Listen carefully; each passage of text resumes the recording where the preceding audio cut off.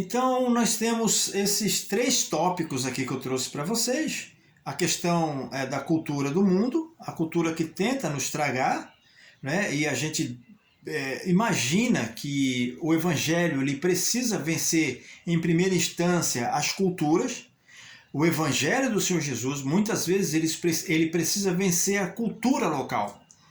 Por isso, cartas eram escritas para determinadas igrejas, porque tinham ali culturas locais que rechaçavam a própria questão do Evangelho. Nós vimos aí a questão do Novo Testamento, que ela nasce dentro de uma cultura helenística, uma cultura que foi implantada por Alexandre o Grande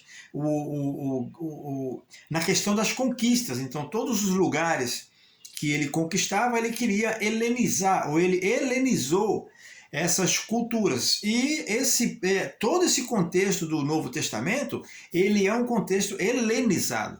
Daí a gente também recorrer à filosofia, não para implementar, mas para estudar e tentar entender. Então isso tudo vai formando uma base apologética em nós, e a gente consegue, com o texto que a gente acabou de ler aqui, com consistência e principalmente com mansidão e respeito, a gente trabalhar essas questões aí um pouco mais assertivamente. A gente procura acertar na questão da apologética sempre. Nós temos que estar sempre prontos para responder, mas sempre prontos também para acertar a questão da defesa da fé, da apologética.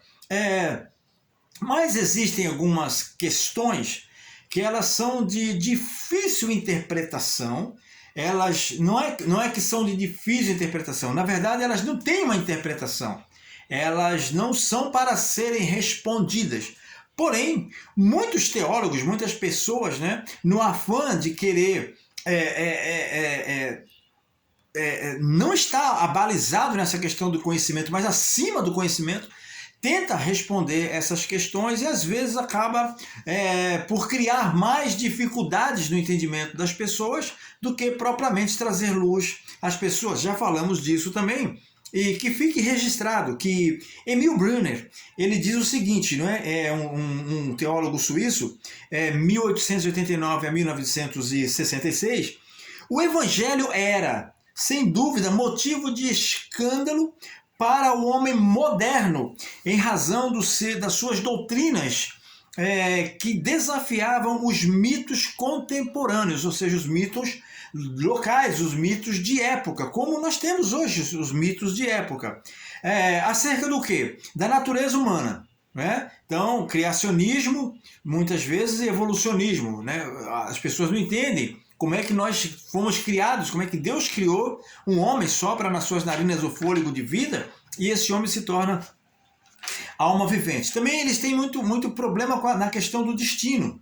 Aquelas três perguntas clássicas que o homem sempre fez e o homem vai continuar fazendo, que é quem eu sou, de onde eu vim e para onde eu vou. Então são questões que a gente não consegue responder.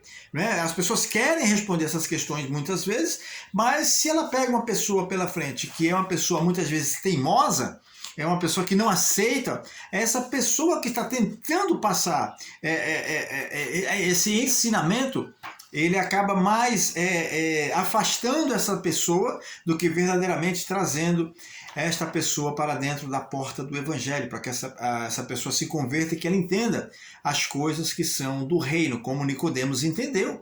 A gente viu isso aí lá em João capítulo 19, ali a partir do 38 ao 42, a gente viu ali que João ele estava no túmulo de Jesus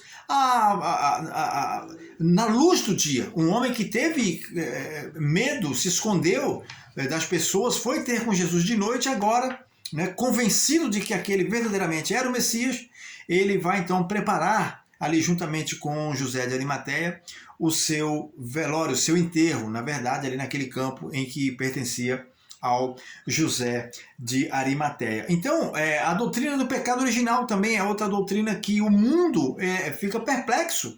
E tem pessoas que tentam explicar como é que Deus, como é que houve o pecado original. Como é que aconteceu o pecado original. E como é que Deus, sendo Deus, permitiu que acontecesse o pecado original. Já falamos do destino e falamos da natureza humana. E tem outra questão também muito relevante, que é muito batida. Quem é Deus?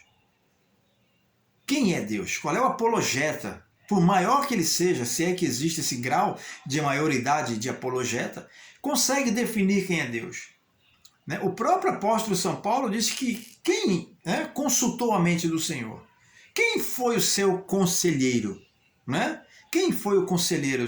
Já parou para pensar se Deus, na criação de todas as coisas, tivesse ali um conselheiro, né, rabiscando, dando palpites ali? Seria um com ele. E Deus disse que ele não divide a glória dele com ninguém. Então, são questões muitas vezes que tentam se responder em debates aí. Você pega debates de podcast hoje, né? Tá em voga aí os podcasts, onde tem um interlocutor e dois debatentes ali, de linhas de pensamento diferentes, e infelizmente, muitas vezes, né? Ou na maioria das vezes, as pessoas que estão assistindo aqueles debates ali, elas saem mais confusas do que verdadeiramente elas recebem luz, né, daquele movimento, daquele horário ali que é passado pelas pessoas. Então, esses e outros assuntos relacionados à Bíblia e, consequentemente, à fé cristã. Então, o Emil Brunner, né, ele fala sobre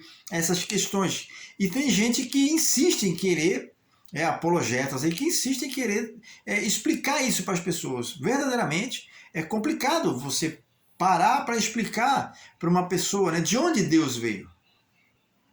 Né? Quem criou Deus? Se Deus existe, quem criou Deus? Então você falar para uma pessoa que Deus ele é eterno, a pessoa vai ficar, né, pensando, poxa, sabe, quem é Deus? Se Deus é eterno e Deus é bom, por que existe maldade no mundo?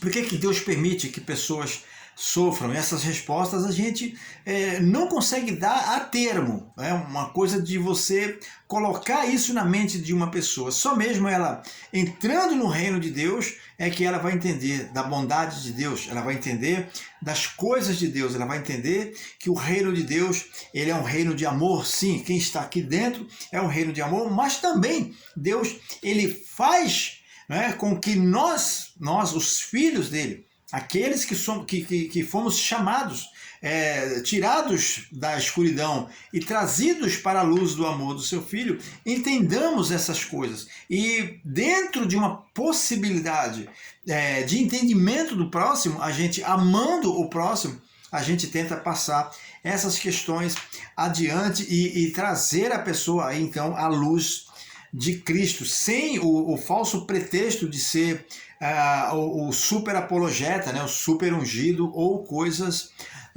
do tipo. Se a gente não tem resposta para algumas questões bíblicas, é melhor que a gente, de fato, fique calado. É melhor que a gente não fale nada do que a gente falar alguma coisa, e muitas vezes a gente, em vez da gente trazer a pessoa para esse lado, a gente jogar a pessoa para mais longe ainda. Aí isso tudo é muito importante, a gente precisa definir isso entre nós aqui. Quem está fazendo teologia precisa aprender esse senso crítico. O teólogo precisa ser um crítico, não crítico da teologia, ou crítico de algum tipo de pregação, ou crítico de quem está professando alguma coisa, não. Ele tem que ser crítico de si mesmo. Em primeira instância, o teólogo ele é crítico de si mesmo. Ele é crítico da sua própria crítica. Então, sentar com livros e aquilo tudo que eu coloquei no início do vídeo. A pessoa precisa estar abalizada dentro de um contexto em que ela possa responder com mansidão, ela possa responder com uma intensidade, mas uma intensidade de entendimento daquela pessoa que está recebendo o Evangelho do Senhor Jesus, recebendo a sua mensagem, a resposta, a razão da sua fé. E muito mais importante do que tudo isso é a pessoa, é você, nós termos respeito por essas pessoas. Por quê?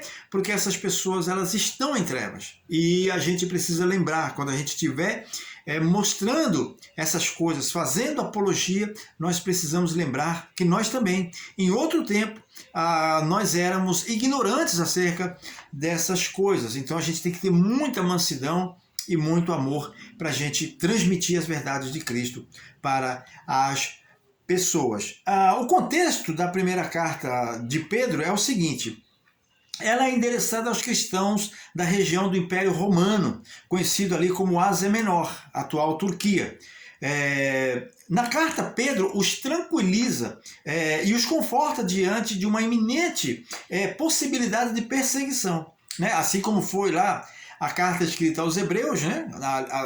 Tem o seu ápice ali no capítulo 10, versículos 25, 26 por ali, que fala que não deixando a nossa congregação, não deixando a vossa congregação, quanto mais se vai chegando aqueles dias, né? Quanto mais se vai chegando a hora do retorno de Cristo para buscar a sua noiva. Então, o contexto da carta de Hebreus é o mesmo contexto aqui da carta de Pedro a esses irmãos aqui, não é? Mostrando para eles aqui o seguinte, que essas perseguições, tudo isso ela primeiro começa, não é? Essas perseguições, o ato de perseguir, inclusive do Império Romano, ela começa primeiramente numa questão muito peculiar ali, de pessoas que estavam perdendo o seu poderio, pessoas que estavam perdendo o seu espaço. Então, muito do que a gente vê hoje,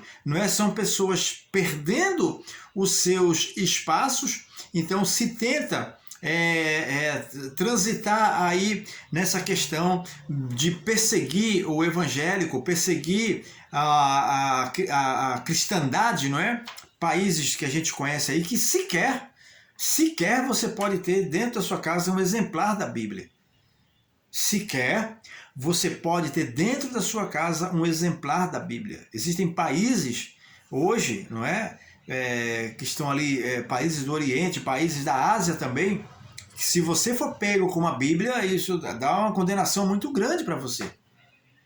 Então a coisa verdadeiramente nessa questão aqui da carta de Pedro era séria, não é? Então eles não queriam que as pessoas proclamassem a palavra de Deus, né? Perceba que o evangelho transformou o ex-pescador truculento, né, Pedro, né, um homem sisudo de palavras, num homem que não mais resistia em praticar os ensinamentos de Jesus. Não era só um crente agora de ouvido. Pedro não era um crente de ouvido.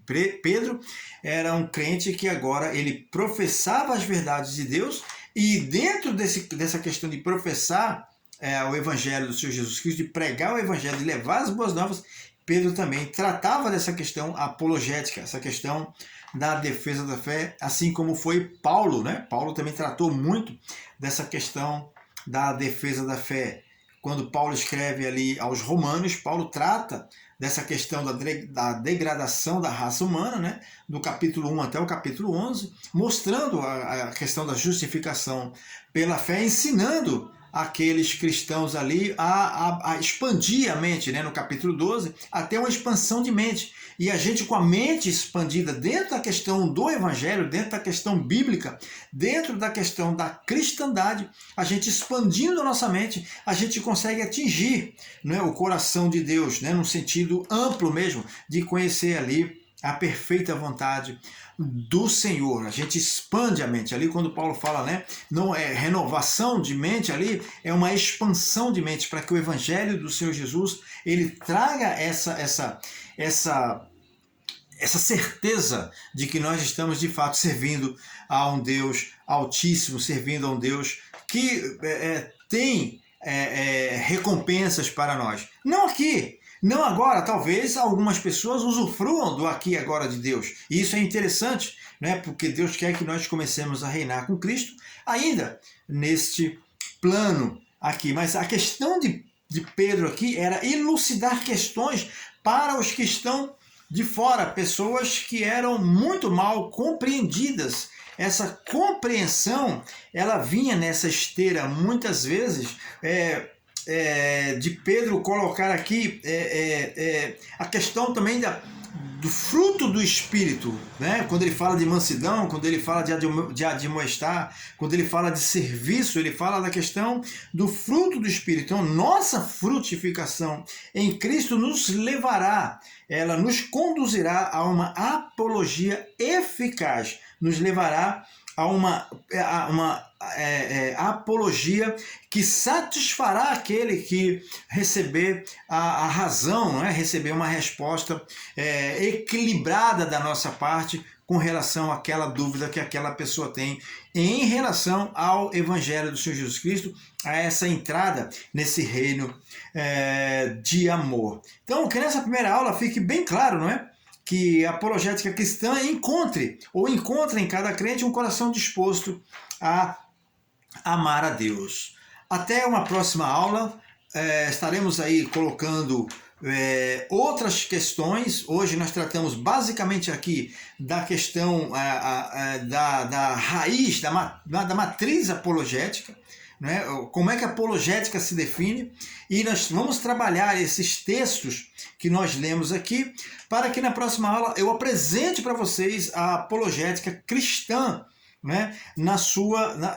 Trazendo para o nosso tempo, né? Nós falamos que a apologética tratava mais da cultura daquele tempo, mas a apologética, a apologia cristã, a nossa defesa, ela atinge também esse momento, inclusive no país em que nós estamos vivendo, né, com tantos desvarios, com tantas coisas que muitas vezes confundem a mente das pessoas. Então eu gostaria que você desse uma olhada de novo nesse vídeo umas 2, 3 vezes, para você ter aí a ideia, né, do que a gente tentou trazer nessa primeira aula, do que a gente tentou transmitir para você, o que a gente tentou transmitir para você como a natureza da questão apologética, a questão da defesa, a apologética cristã. Se a gente pudesse, não é, de fato, trabalhar na mente de cada pessoa, mostrando para ela os pontos, né, cruciais da apologética, eu quero acreditar que nós ficaremos aqui pelo menos aí uns 7, 8 meses trabalhando essa questão. Não é o caso aqui. Como eu sempre digo, nosso tiro aqui ele é rápido, então vocês vão perdoando aí um pouco da eletricidade, né?